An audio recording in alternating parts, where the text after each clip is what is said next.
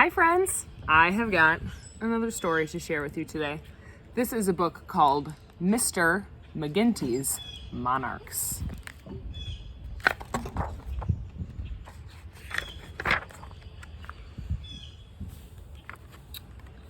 On lazy afternoons, Mr. McGinty watched monarchs dip and rise on the summer breeze.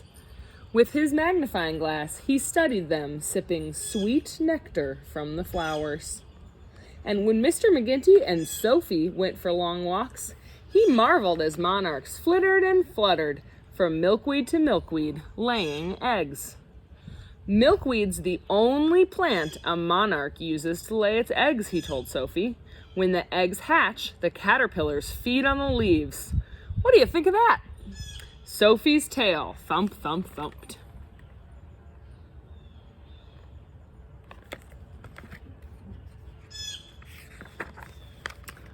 Summer slipped by quickly. One morning, Mr. McGinty awoke with Sophie's warm breath on his face. Come on, girl, let's check on the monarchs. When they reached the stretch of road where the milkweed grew thick, Mr. McGinty's shoulders dropped. His lower lip trembled. All the beautiful plants lay on the ground. Mr. McGinty examined the cut stems. Monarch caterpillars hung to the drying milkweed. Some stretched their striped bodies, searching for a place to climb.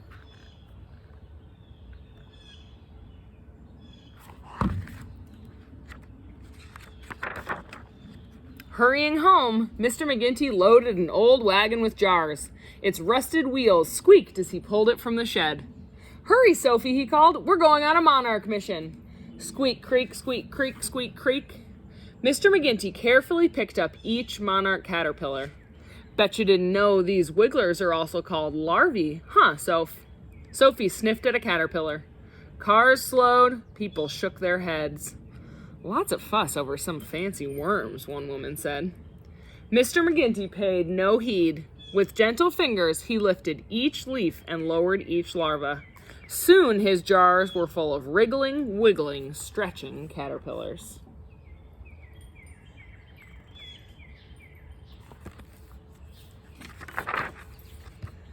Time to go home, girl, he patted Sophie's head. Mr. McGinty, Sophie, and the wagon full of wriggling, wiggling, stretching caterpillars rolled along. Squeak, creak, squeak, creak, squeak, creak.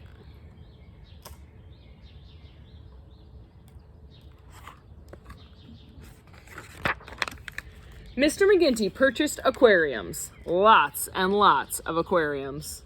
He lined the bottoms with sticks and milkweed leaves. He placed the caterpillars inside and covered each aquarium with a screen. Stroking Sophie's ears, he watched the caterpillars feast on fresh leaves.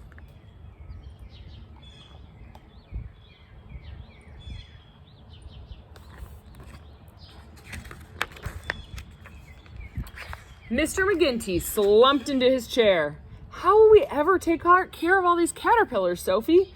They'll need fresh milkweed leaves every day. They'll need someone to watch them as they grow, and someone to release them after they become butterflies. Mr. McGinty sat up straight and snapped his fingers. Sophie, he said, I've got it.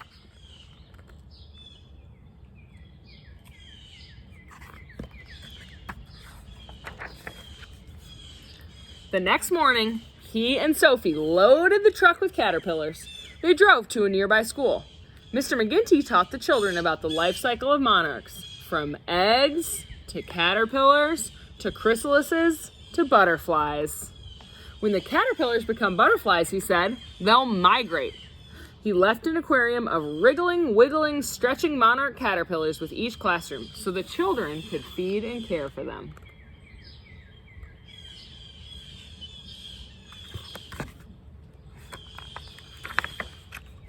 At the end of the day, Mr. McGinty had one aquarium left. His eyes sparkled. Looks like this one's coming home with us, Sophie. Every day, Mr. McGinty fed the caterpillars fresh milkweed leaves. The monarch caterpillars grew and grew. They formed chrysalises until finally...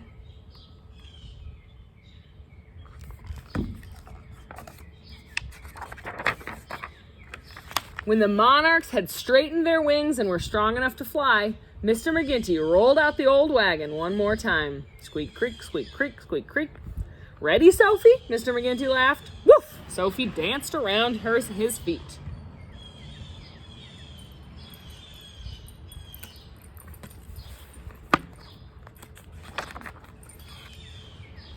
They joined the children on the playground. Together, they lifted the screens from the aquariums. One after another, monarchs spread their wings and flew up, up, up.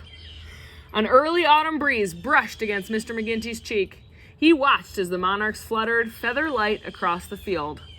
They have a long way to go, said Mr. McGinty, but they'll be back. Sophie licked him on the nose. And we'll be here to welcome them home.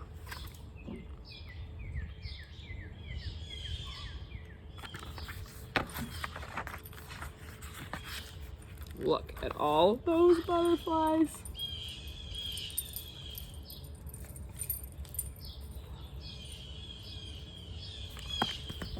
The end.